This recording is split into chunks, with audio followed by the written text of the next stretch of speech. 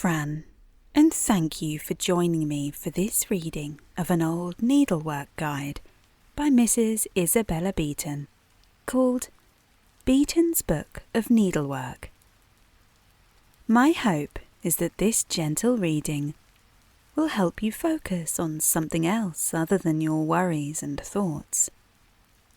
It's low stakes. There's no story to follow. It's interesting enough to keep you listening, but boring enough to lull you to sleep. If there are photos or illustrations, I'll do my best to describe them to you. Same with old-fashioned words that have fallen out of use. You don't have to be a crafting enthusiast to enjoy this reading. Just get comfy. Make sure you've had a sip of water if you need it. And listen to some excerpts from Beeton's Book of Needlework by Mrs. Beeton. Beeton's Book of Needlework, consisting of descriptions and instructions, illustrated by 600 engravings of tatting patterns, crochet patterns, knitting patterns, netting patterns, embroidery patterns, point lace patterns, Guy Pure d'Art, Berlin work, monograms, initials and names, pillow lace and lace stitches. Every pattern and stitch described and engraved with the utmost accuracy, and the exact quantity of material requisite for each pattern stated. Beeton's Book of Needlework was originally published in Great Britain in 1870 by Ward, Locke and Tyler. Samuel Butler's Preface. The art of needlework dates from the earliest record of the world's history, and has also, from time immemorial, been the support, comfort, or employment of women of every rank and age. Day by day, it increases its votaries, who enlarge and develop its various branches, so that any addition and assistance in teaching or learning needlework will be welcomed by the daughters of England, wise of heart, who work diligently with their hands. The recent introduction of point lace has brought a finer and apparently more difficult class of fancy work into general favour. Ladies may now, however, confidently commence, with our patterns before them, to reproduce antique laces, for care and patience, with a knowledge of point lace stitches, are alone required to perfect the beautiful work which, as shown in existing specimens of exquisite old lace, constitute the chief glory of women's refined industry in past centuries. Instructions in tatting, in embroidery, in crochet, in knitting and netting, in Berlin wool work, in point lace, and Guy Pure d'Art are prefixed to the pages devoted to these separate branches of needlework. The whole work is interspersed with coloured and other patterns in point lace, Guy Pure d'Art, tatting, embroidery, and designs for monograms and initials, for marking handkerchiefs and table linen. The quantity of materials required for each class of work is also given with every pattern. The idea of combining a series of minute and exact instructions in fancy needlework with useful patterns was conceived some years ago by one whose life was devoted to the inculcation of the practical duties of woman's life, and to assisting her sex in their daily work of household management and refinement. Her great wish was that her book of needlework should be as valuable in its way to her countrywomen as her work upon household management was useful in showing the best mode of providing for the diurnal wants of families. Other hands have brought to a conclusion her original plans. The best attainable workers have contributed to this volume. Only those who knew the extent of the late Mrs. Beeton's design will miss, in the pages now before them, the touch of a vanished hand. Tatting instructions. And here we have an illustration of a tatting shuttle, which I will explain in just a moment. The needlework called tatting in England, frivolité in French, and frivolitaten in German, is a work which seems, from all accounts, to have been in favour several generations ago. Modern ingenuity has discovered some ways of improving on the original plan of tatting, which was indeed rather a primitive sort of business as first practised. To Mrs. Me, one of our most accomplished artistes in all matters connected with the work table, belongs, we believe, the introduction of the plan of working from the reel instead of the shuttle. By this alteration, the advantage of the shuttle being constantly kept filled with cotton was gained, and the necessity also obviated for frequently joining the thread. And to Mademoiselle Riego, equally distinguished in all details appertaining to the employment of the needle, ladies are indebted for an arrangement by which the same thread used in the making of the pattern is used for fastening the work. The old plan only provided for the working of the different portions which constituted the pattern, and then these portions had to be sewn together with a needle and thread. The ingenious workers on the continent have also given much attention of late to the art of tatting, and our instructions now printed comprise what we consider the best mode of learning and doing this exceedingly interesting and fashionable work. And here we have an illustration of a tatting pin, which, for those who like crochet, looks like a mini crochet hook attached to a chain which is attached to a hoop. Tatting differs entirely from crochet, and it is composed of stitches forming knots.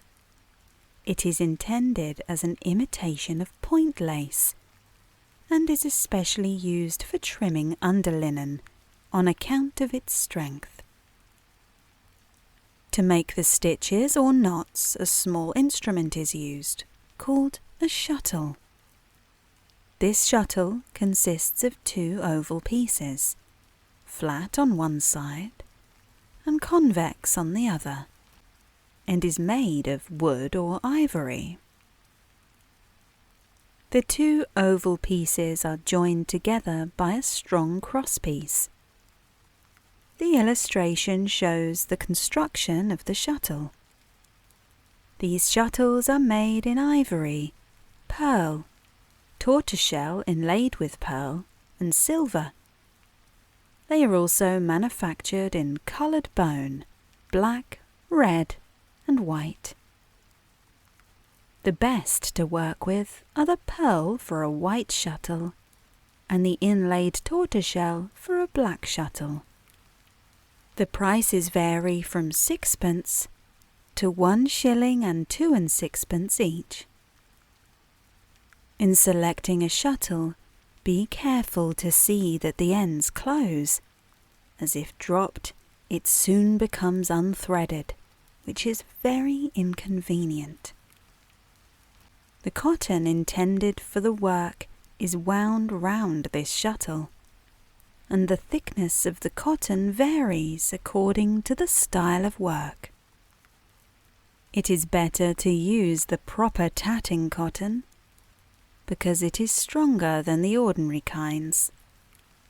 This is manufactured by Messrs. Walter Evans & Co. for the purpose. Their boar's head cotton is also frequently used and answers very well. Shuttles. These are made in 3 sizes. Finest, number 1. Number 2, a useful medium size. Number 3, the largest. The way to hold the hands. Take the shuttle in the right hand, between the thumb and second finger, and allow the forefinger to remain at liberty, and rest the underpart of the shuttle between the second and third and on the middle finger. Place the thread round the 3 middle fingers of the left hand, so as to form a loop, keeping the second and third fingers a little apart, and bring the cotton again between the thumb and forefinger, letting the end fall within the palm of the hand, while the end of cotton which holds onto the shuttle passes over the thumbnail. To make a stitch, keep the hands in the position above described. Pass the shuttle at the back through the loop, that is, between the second and third fingers. Take the end of the shuttle, which comes out from the loop between the forefinger and thumb of the right hand, and strain the cotton very tightly toward the right. When the cotton is drawn through the loop, this cotton must not be impeded by the fourth finger. It should, on the contrary, slide over it and be drawn tight. It should divide the loop into 2 parts. After this, withdraw the second left-hand finger, which is above the cotton, and pass it again under that cotton, so as to draw up the loop. A half stitch is thus formed, and must be tightened by being drawn closely to the forefinger and thumb of the left hand. For the remaining half of the stitch, keep the hands in the same position, but instead of letting the cotton fall over the thumb, pass this cotton over the back of the hand. Then let the shuttle fall between the second and third fingers of the left hand in front, and take it out again at the back. Strain the cotton very tightly. Withdraw the second finger from the loop, letting the cotton which is behind the hand sweep over the fingers. When this is done, guide with the unoccupied fingers of the left hand this second half stitch up to the other, thus completing 1 stitch. The way to make a loop in tatting. When a certain number of stitches are made, very tightly draw in the loop by straining the cotton until the first stitch touches the last, and thus a loop is formed. During this process, the stitches should be held tightly between the forefinger and thumb. The way to make a purl. A purl is a small loop of cotton often used as an edging in tatting, as, for instance, round the outer edge of the ovals in tatted insertion number 2. The following is the easiest method of making a purl. The stitches are not made quite closely together at the place where a purl is to be made. About 1/6 of an inch is left between each. This space is left free until the loop is made by uniting the stitches. Then the small piece of cotton in the space bulges out between the stitches and forms the purl. If several are required, a small space is left between every 2 or 3 stitches, according to the desired number. Care must be taken in that case that the small pieces of cotton left be all of the same length, so that the purl may be perfectly even. The purl can also be made thus. At the same time with the end of thread, take the tatting pin, or a very large darning needle or knitting needle in the left hand, so that the point may come out farther than the row of stitches. If then you wish to make a purl, throw the cotton on the pin before making the stitch, then fasten this stitch, and push it at once close to the preceding. The pin with the cotton should come above the stitches. Do not take out the pin before all the purl and all the stitches are completed and joined together. Joining the work.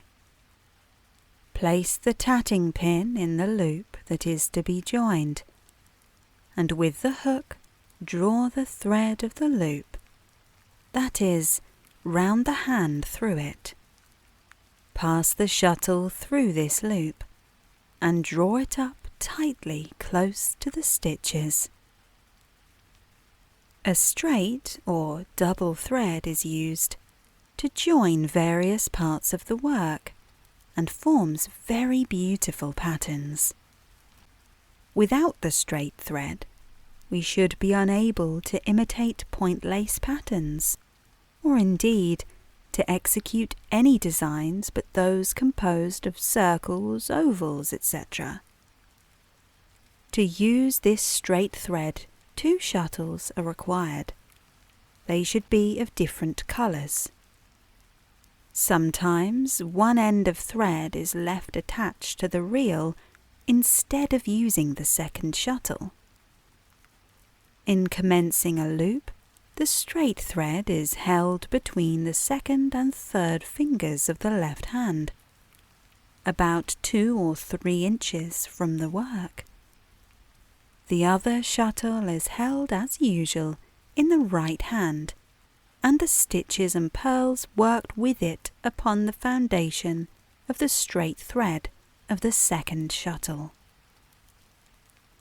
Next we're moving on to crochet instructions, and we have an illustration of a crochet needle. I suppose we would call this a crochet hook nowadays. It has a thick handle and a very thin needle with a hook on the end. It doesn't look really any different to modern crochet hooks. Cotton or thread, wool or silk, with a crochet needle are the materials required for working crochet. The needle, whether it be steel or bone, must be smoothly polished. The long wooden and bone crochet needles are used for wool. For cotton and silk work, short steel needles screwed into a bone handle are best. The beauty of the crochet work depends upon the regularity of the stitches, as is the case with every other style of needlework. The stitches must be elastic, but if too loose, they look as bad as if too tight. The size of the needle and that of the cotton or wool must correspond. Work only with the point of the needle, and never move the stitch up and down that needle. The cotton with which you work must be of the very best quality. For borders, insertions, rosettes, imitation of Guipure, use Evans's crochet cotton. For coverets, counterpanes, covers, etc., use knitting cotton. All crochet work patterns are begun on a foundation chain.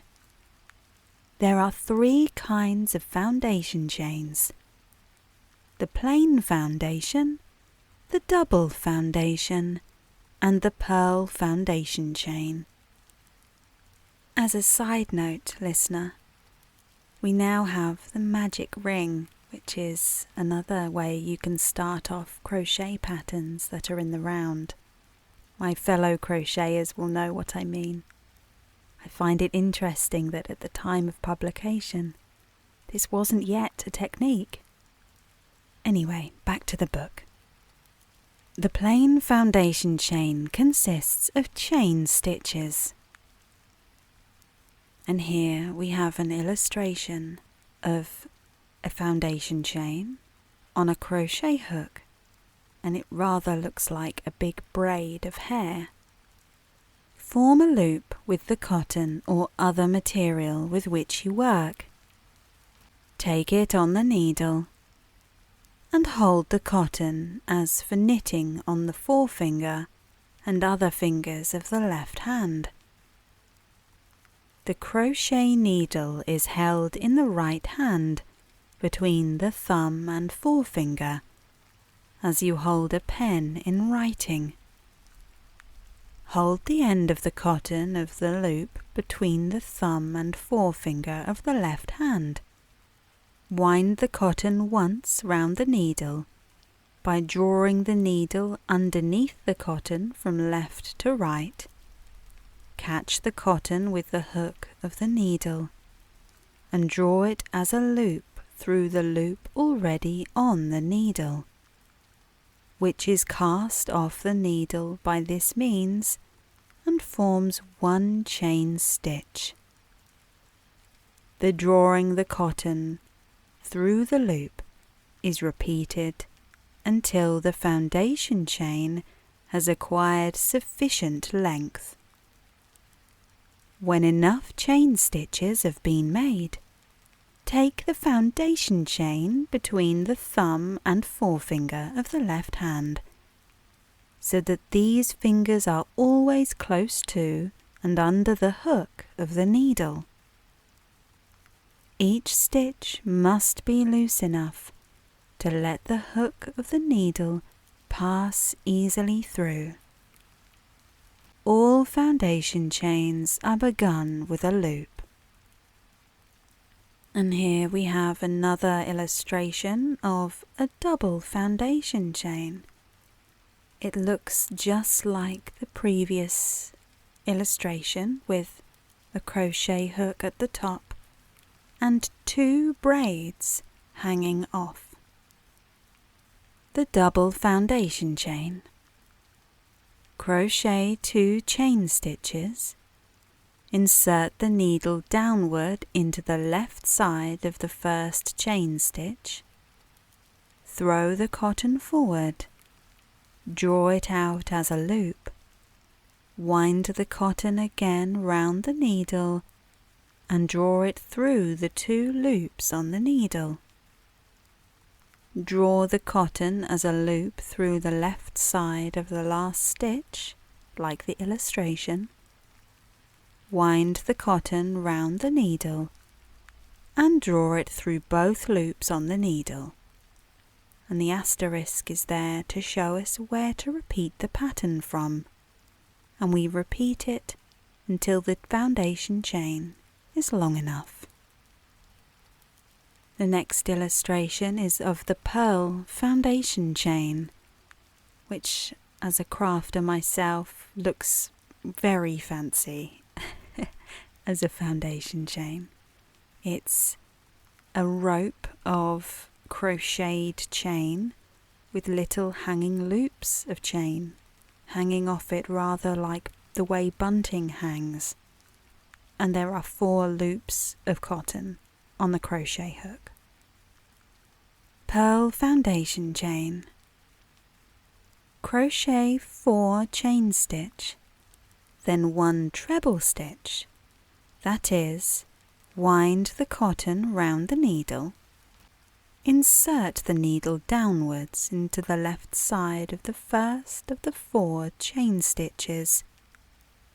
Wind the cotton round the needle. Draw it through the stitch. Wind the cotton again round the needle, and at the same time draw the cotton through the last loop and through the stitch formed by winding the cotton round the needle. Wind the cotton once more round the needle and draw it through the 2 remaining loops on the needle. The 4 chain stitches form a kind of scallop or pearl. Repeat from the asterisk. And the asterisk appeared right at the beginning of these instructions. The following crochet stitches require foundation chains like numbers 216 and 217, which were our plain and double foundation chains. They are all worked in separate rows. Make a loop at the beginning of every row, as has been described, and take it on the needle. Slip stitch, and here we have an illustration of a thick piece of flat material made with slip stitches in crochet. It's rather tightly wound fabric. Draw the needle through the back part of a foundation chain stitch, or in the course of the work through the back part of a stitch of the preceding row. Wind the cotton round the needle and draw it through the stitch and loop on the needle. The illustration shows a number of slip stitches, the last of which is left quite loose. The arrow marks the place where the needle is to be inserted for the next stitch. We have another illustration which shows the double stitch. In US modern terms, this is known as the single crochet stitch. This is another piece of crocheted flat fabric with slightly more space between the rows than there was in the last slip stitch illustration. These are worked nearly like the preceding ones. Draw the cotton as a loop through the back part of a stitch. Wind the cotton round the needle and draw it through the 2 loops on the needle. And we have another illustration, also called double stitch, but it looks different because the crochet hook is shown, as will the instructions explain, on a different part of the stitch on the preceding row. These double stitches are worked nearly like the preceding ones. The first row is worked like that of the previous one, number 220. In the following ones, insert the needle into the 2 upper sides of a stitch of the preceding row. We have another illustration, this time of the ribbed stitch, a flat piece of crochet fabric showing a ribbed texture. The ribbed stitch.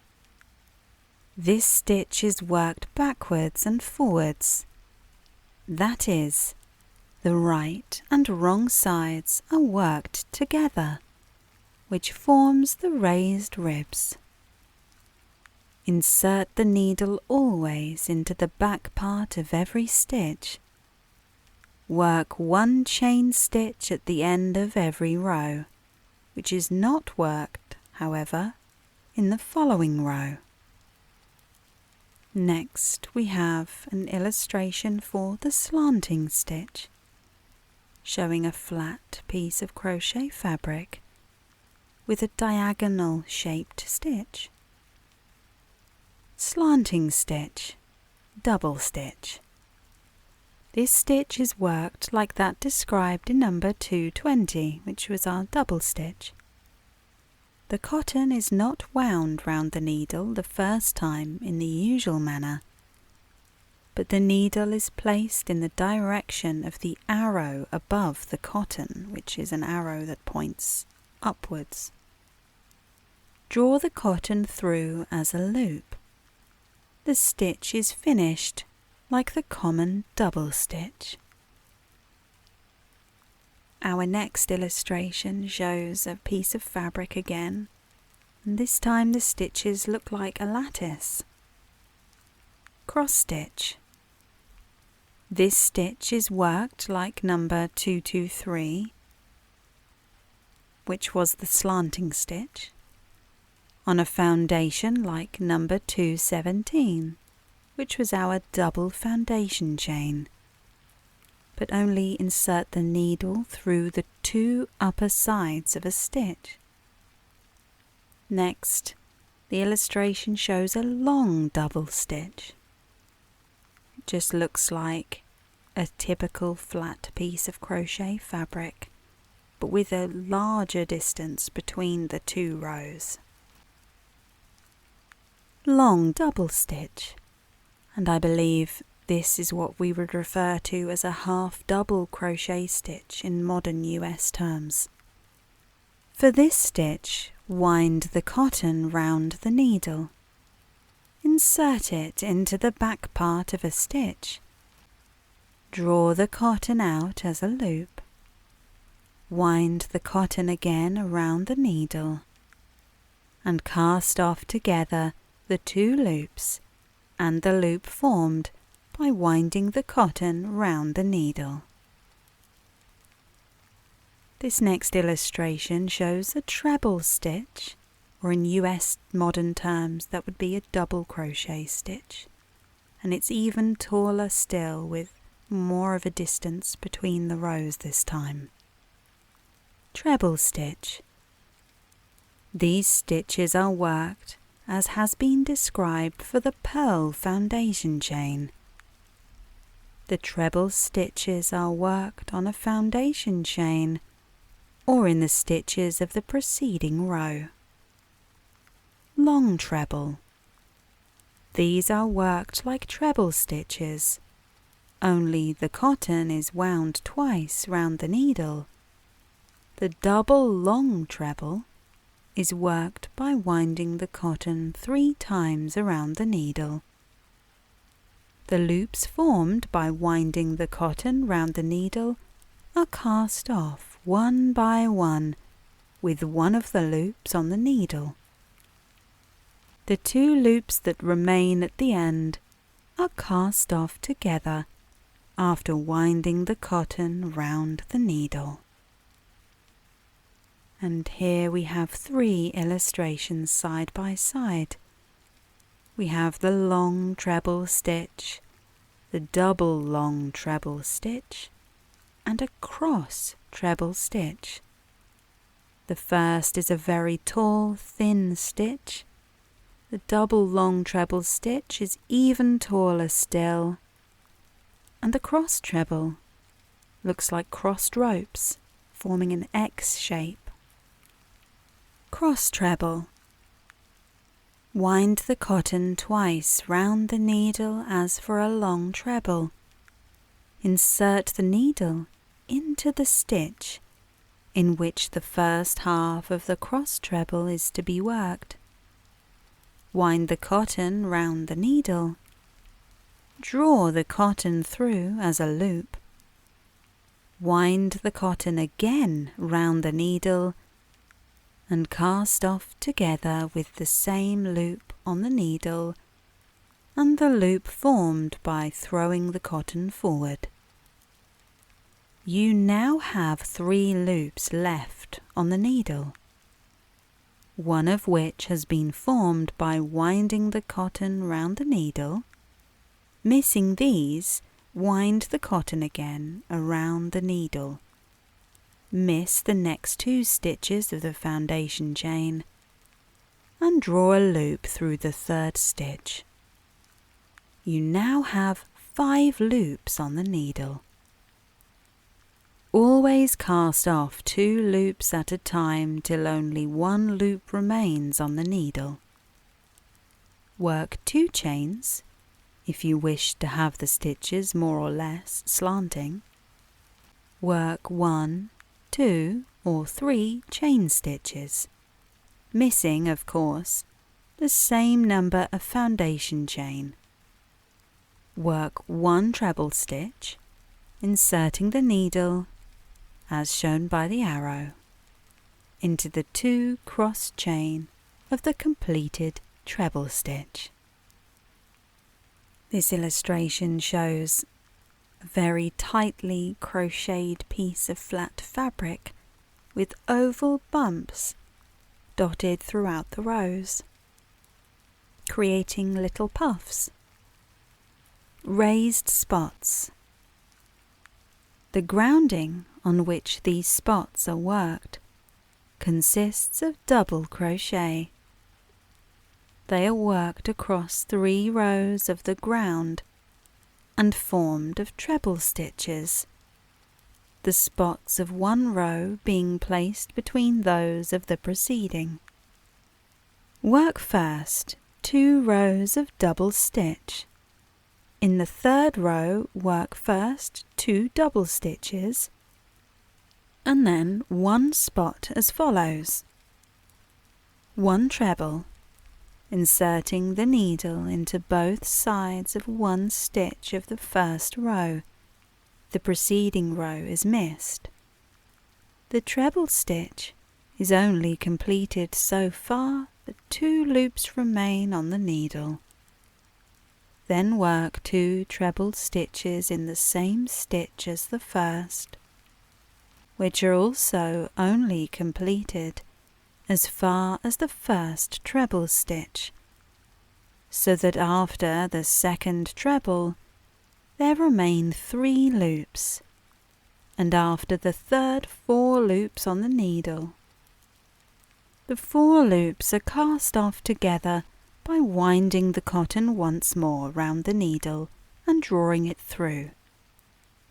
Miss under the spot the next double stitch of the preceding row.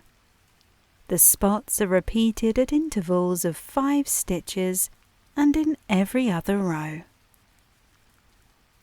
Next we have an illustration of a piece of crochet fabric which looks like it's slightly ribbed and has rounder, bigger puffs. These are called hollow spots. The ground is worked in double crochet. These spots, which appear raised, consist of 5 treble stitches. They are worked in every other row at intervals of 5 stitches. For working them, leave 1 loop on the needle.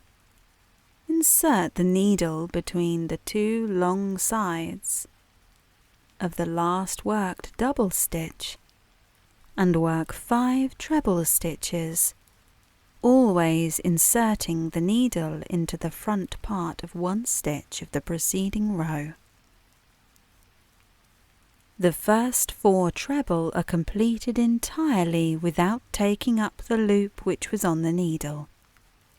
With the 5th treble stitch, only the 3 loops are cast off together by winding the cotton round the needle.